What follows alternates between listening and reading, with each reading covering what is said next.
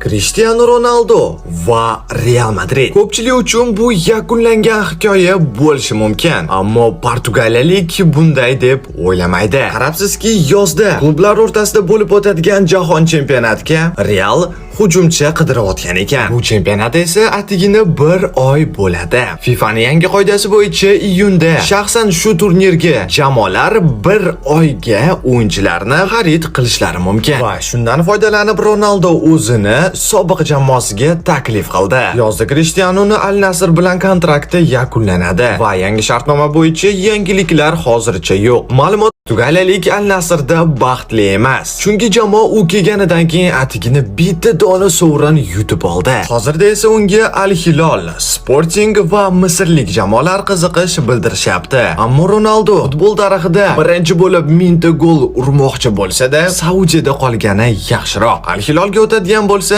uni ko'plar hate qilishni boshlashadi, chunki bu Realdan Barsaga o'tgandek bo'lib qoladi. Sporting esa baribir daraja sal yuqori va 40 yoshli Ronaldo ko'tara oladimi yo'qmi, buni hech kim bilmaydi. Misr haqida keling gaplashib ham o'tirmaymiz.